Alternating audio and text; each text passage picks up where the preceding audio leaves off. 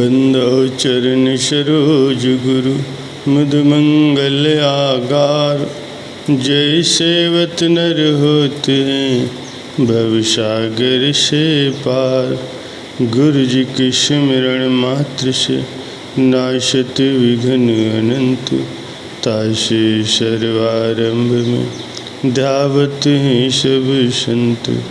तासे सर्वारंभ में ध्यावत हैं सब संत। प्यारे सज्जनों, मनुष्य ईश्वर की सर्वोत्तम रचना है। यद्यपि ईश्वर की बनाई गई संपूर्ण सृष्टि ही अति सुंदर और विस्मयकारी है, फिर भी मनुष्य ही सर्वोपर है। लेकिन ये प्रश्न उठता है कि मनुष्य शरीर को ही क्यों अन्य सभी योनियों से श्रेष्ठ और उत्तम माना गया है।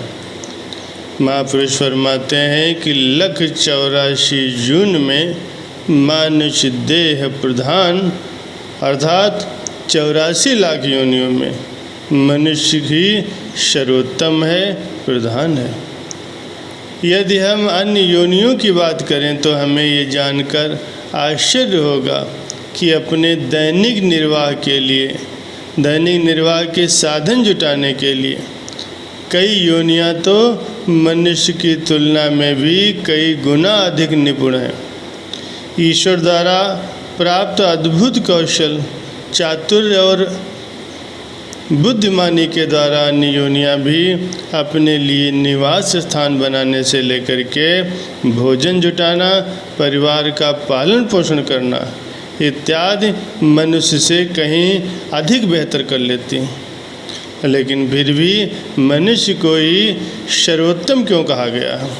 अन्य योनियों में सबसे बढ़कर क्यों माना गया? दूसरी योनियों में जीवात्मा केवल अपने कर्मों को भोगने के लिए ही विवश रहती है, लेकिन एकमात्र मनुष्य योनि ही ऐसी है। इसका ऐसा सुअवसर प्राप्त हो गया है कि वह अपने पिछले कर्मों रूपी बंधनों को काटने के साथ साथ नए शुभ कर्मों के द्वारा अपना कल्याण कर सकता है। महापुरुष फरमाते हैं कि ईश्वर ने केवल मनुष्य जन्म में ही भगवान की प्राप्ति को सुलभ किया है। केवल मनुष्य ही महापुरुषों की रहनुमाई में अपने श्रेष्ठ कर्मों के द्वारा मोक्ष प्राप्त कर सकता है। अब जबकि इस हीरे जन्म का महत्व व इसकी उपयोगिता का पता इस जीव को लग गया है, तो ऐसे महान अवसर को यूं ही गंवाना बुद्धिमत्ता नहीं है। वाणी में वर्णन हुआ है कि बड़ी खुशकिस्मती से मिली तुझे ये जिंदगी, इस जिंदगी को पाकर कर ले मालिक की बंदगी। गर की न बंदगी तो फिर किया ही क्या, ईशो ईश्वरत में गया वक्त फिर हाथ आया ही क्या। ये जन्म नहीं मिला यूं ही गंवाने के लिए, ये गनीमत वक्त मिला है प्रभु को पाने के लिए। महापुरुष जीव को सचेत करते हुए फरमाते हैं कि ये जीव, ये मनुष्य चोला तुझे बड़ी खुशकिस्मती से मिला है। इसे पा करके जो सबसे महत्वपूर्ण कार्य तुझे करना है तथा जो कार्य केवल इसी जन्म में ही हो सकता है, वो है मालिक की भजन बंदगी। यदि सुनहरे वक्त को तूने ऐशो आराम में दुनिया के काम धंधों में ही खपा दिया, तो अंत में सिवाय पश्चाताप के और कुछ भी हाथ नहीं आएगा। ये मनुष्य जन्म देवताओं को भी दुर्लभ है, इसीलिए इसे यूं ही नहीं गंवाना है। इस अवसर का पूरा लाभ तभी मिलेगा जबकि अपने समय को मालिक की भजन भक्ति में लगाया जाएगा। न जाने कितने समय से ये जीवात्मा मानुष जन्म को पाने के लिए कितने ही योनियों में जन्म मरण की पीड़ा को सहते हुए तड़पती रही है, पुकार करती रही है कि हे परमपिता परमात्मा, मुझे एक अवसर दिया जाए जिससे मैं शुभ कर्म करके भजन भक्ति करके इस जन्म मरण के अपार दुख से छुटकारा प्राप्त कर लूँ। उसकी इस पुकार पर पसीज कर परमपिता परमात्मा ने इसे मनुष्य जन्म के रूप में ये अवसर प्रदान किया है। ताकि जीव भजन भक्ति करके, नाम का स्मरण करके, अच्छे कर्म करके अपनी बिछड़ी हुई आत्मा को परमात्मा के साथ मिलाने का यत्न करें। मनुष्य जन्म का ये शुभ अवसर केवल इसी उद्देश्य की पूर्ति के लिए ही इस जीव को प्राप्त हुआ है। महापुरुष श्री गुरु अर्जुन देव जी महाराज जी के वचन है, कई जन्म भय कीट पतंगा, कई जन्म गज मीन गुरंगा, कई जन्म पंछी श्रप होयो, कई जन्म हैवर वृक्ष जोयो, मिल जगदीश मिलन की बरिया, चिरंकाल इह देह सजरिया। कई जन्म शैल गिर करिया, कई जन्म गर्भ हिर खरिया, कई जन्म साक कर उपाया, लख 84 जोन ब्रह्माया। महापुरुषों ने स्पष्ट शब्दों में वर्णन किया है कि कितनी ही निम्न श्रेणी की योनियों में तुझे कीड़े मकोड़े, हाथी, हिरन, घोड़े, पक्षी और सर्प आदि के रूप में जन्म लेना पड़ा और अनेक कष्टों को जीवात्मा ने भोगा है।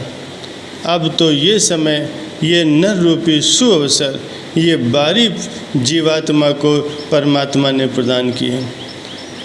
ये उस परमपिता परमात्मा से मिलने की बारी है। महापुरुष श्री गुरु तेग बहादुर जी महाराज जी अपनी वाणी में फरमाते हैं कि फिरत फिरत बहुते जुग, हारियो मानुष देह लही, नानक कहत मिलन की बरिया, सिमरत काहे नहीं। फरमाते हैं कि ये जीव पता नहीं कितने युगों युगांतरों तक तो इन 84 लाख योनियों के चक्र में भ्रमण करता रहा और जन्म मरण के बंधन में फंस करके अपार दुख उठाता रहा। अब परमपिता परमात्मा ने अत्यंत कृपा करके तुझे ये मनुष्य जन्म रूपी अवसर दिया, ये प्रभु से मिलने की बारी तुझे दी है। यही वक्त है कि परमात्मा का सिमरन भजन करके तो अपनी आत्मा को परमात्मा से एकाकार कर ले। संत महापुरुष बार बार जीव को चिताते हैं, इस मनुष्य जीवन का महत्व कीमत समझाते हैं। हमारे प्रातः स्मरणीय जगत वंदनीय श्री 108 श्री तृतीय पातशाही जी महाराज अपने वचनों में फरमाते थे कि गुरुमुखों, भक्ति करने या न करने में यदि लाखों करोड़ों रुपयों का नफ़ा नुकसान होता हो तो हम तुम पर भक्ति करने के लिए इतना जोर नहीं डालते, परंतु यहाँ तो भक्ति न करके कितने ही जन्मों में भटकने और दुख उठाने का महान नुकसान है।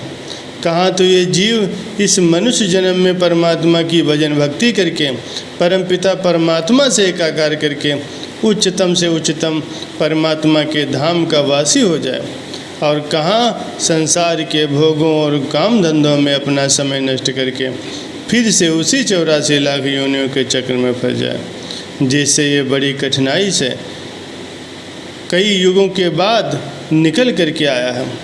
महापुरुष चेतावनी देते हैं, ये अवसर दुर्लभ महा, नित पाया नहीं जाए, जो अब के चेत्यो नहीं पछतावा रह जाए। यदि अब भी इस महान अवसर को पा करके, जो कि बार बार मिलने वाला नहीं है, हमने विचार नहीं किया, समय का सदुपयोग नहीं किया, अपने जीवन को महापुरुषों के बताए हुए रास्ते पर नहीं चलाया, तो सिवाय पछताने के और कुछ भी हाथ पल्ले नहीं आएगा। महापुरुष बार बार हमें समझाते हैं, क्योंकि वे हमें अधोगति की तरफ जाते हुए नहीं देख सकते, इसलिए जीव का ये कर्तव्य हो जाता है कि वो महापुरुषों के वचनों को अपने हृदय में धारण करें, उन पर मनन करें, अपने अनमोल जीवन को उनके वचनों के सांचे में ढालें, उन नियमों पर चलकर भक्ति रूपी अनमोल रतन की प्राप्ति करें और अपने मानव जन्म को सार्थक और सफल करें।